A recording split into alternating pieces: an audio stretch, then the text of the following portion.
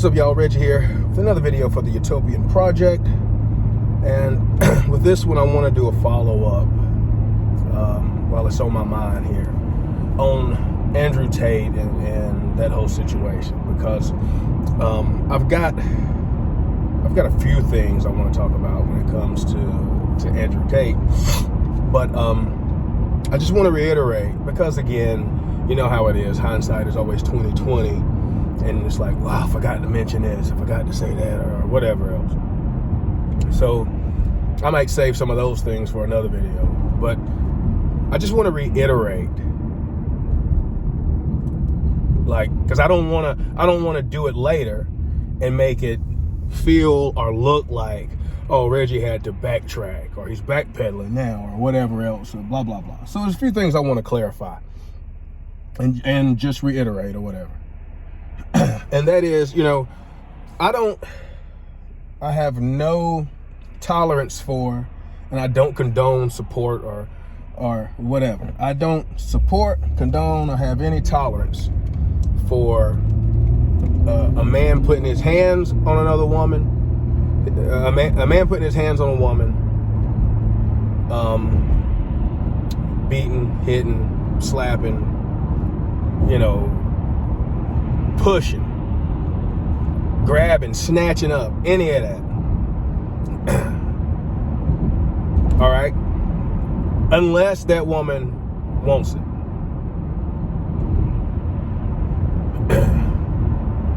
And I'm not a fan of violence. I don't support violence, again, of any type, unless it's for emergencies or for sport. So I don't want it to be that as I alluded to in my other video, like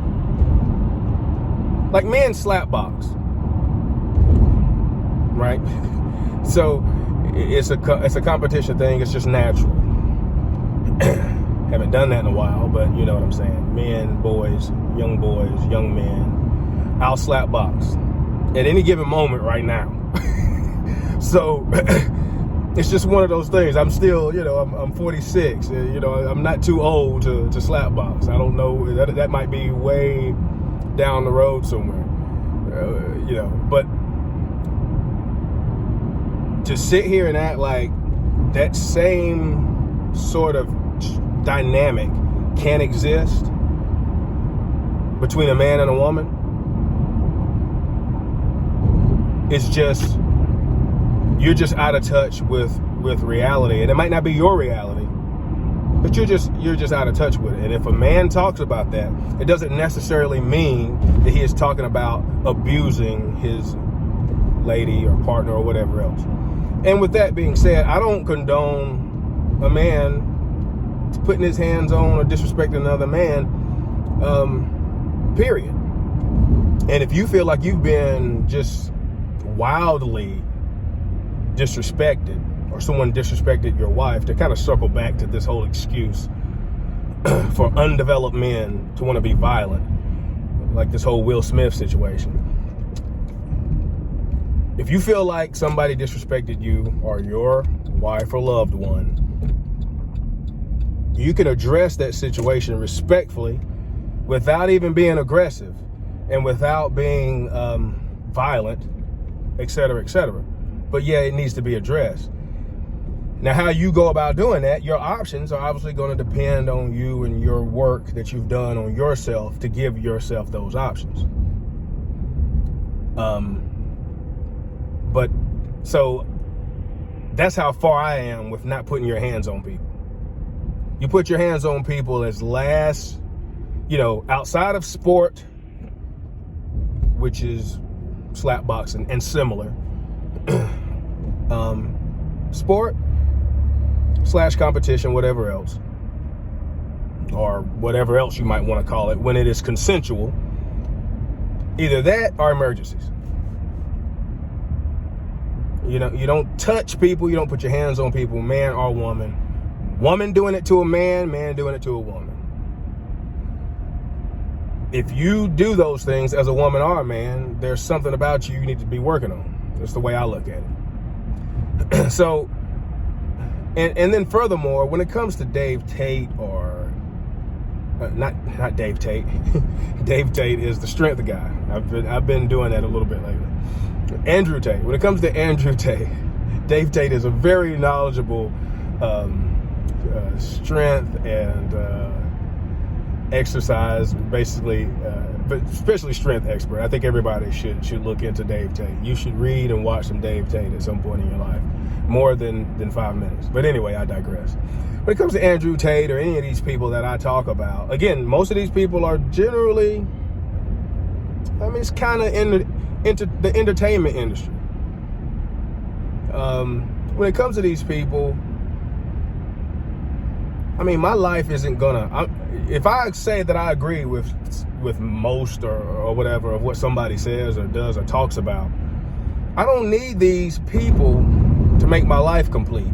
And I don't need to stand on anything that they say or do or whatever in order to get my points across. Other people might feel that way, but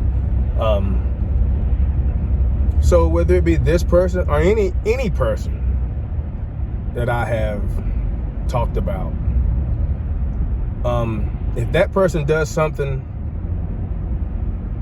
that's proven and it's totally ridiculous and over the top, I mean, I'm gonna distance myself from that person.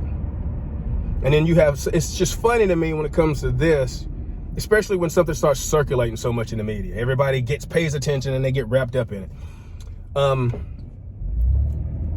Then again, speaking of entertainers, when it comes to certain entertainers, I know I might listen to their music or like their products or movies or whatever, but if you need to stop and have a conversation about them, I'm willing to do that when it comes to certain things that they may have done or said, right? Can we think about some rappers? Can we think about some singers, people that have been in movies? And then you got all these, as an aside, you got, look, you ready to have basically a public hanging for Kanye West or potentially Kyrie Irving or whatever. But nobody really gave too many flips about Mel Gibson.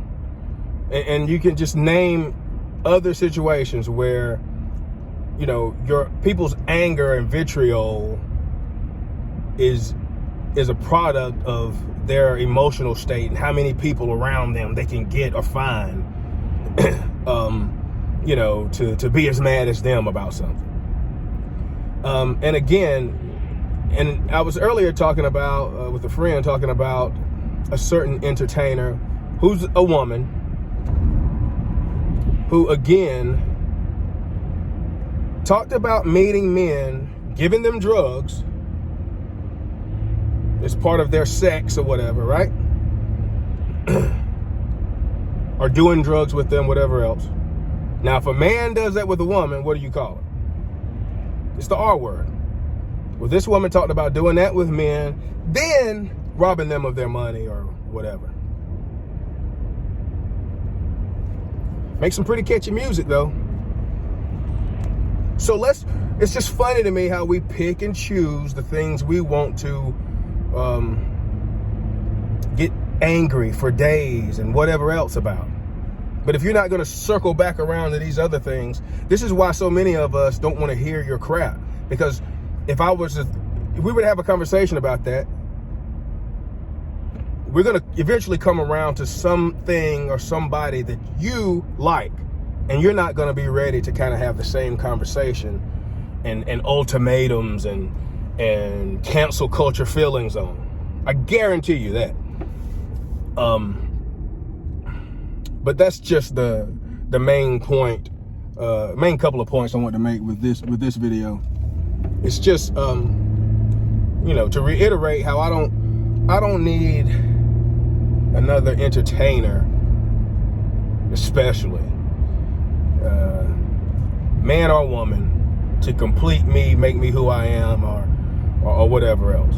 So at any given moment, I can concede anything that I've said or any potential point or argument. And if it comes out when it comes to this person or any other person in the future, if it comes out that person does or says something that's just over the top egregious, I have no problem admitting that or talking about it. Again, just like with the Tory Lanez thing, I was totally biased as far as my decision-making process, because I haven't looked at all, not because of really a gender thing, but just because I haven't looked at all of the data on it. And but that's beside the point. The point is, I was aware of the fact that I could be wrong with what I had in my head, and sure enough, I am. And I have no problem admitting that, because I never took some big stand on it like my life depended on it. And I generally try to do that with most of these topics, because as far as I'm concerned, I'm focused on way more important, bigger, better, more fun, actually, also more exciting things. So I don't have any problem when it comes to most of this podcast / YouTube / whatever I might be or might get into, any of this stuff. You know, I don't have any problem with conceding any points on it, because it doesn't make me much of a hill of beans or whatever, as far as my life goes. And I try to enter conversations with enough conditional statements to kind of have that energy and have that open door to be able to walk out of and not back out of. So, but anyway, I mean, you get the point. Again, as I said before, Andrew Tate has said, you know, a few things that I would never say, and I would never condone or act like I condone or whatever else. This guy is not my freaking mentor. He's not my hero or something. My thing is, another thing a point I wanted to make and circle back to, and then I'll end this video because I'm realizing I forgot a couple of things. My bigger thing is on being anti-cancel culture. I have cancel culture phobia, since phobias are a big word or whatever, you know. Ugh. But, you know, I am anti-cancel culture. So when people start wanting to cancel somebody, I want to look into and support not doing that, for the most part. Again, we're talking about unless you're talking about the most egregious of egregious things. But I'm anti-cancel culture, especially when it comes to certain things. Like, again, it's more important that we understand and talk about the things that are being talked about, not necessarily the person. So we're going to ad hominem ourselves again into needing a freaking perfect messiah before we can discuss the topics, the important topics and the important things that these people bring up, because you can always find fault in what somebody has said or done at some point in their life, and then all of a sudden that conversation or that point is supposed to go away. And I ask that everybody else keep these conversations going. Another thing is that there are becoming more and more women that are championing many of the things that people like Andrew Tate are talking about. You know, men acting like they have a pair, women not trying to act like men, and this whole idea of equality, in other words, being nebulous terms with no form that have been used to where, since they don't have form, you can make them all the way up, make them stretch all the way to the idea of men and women being so equal that a man can give birth to a child. And you better not resist that.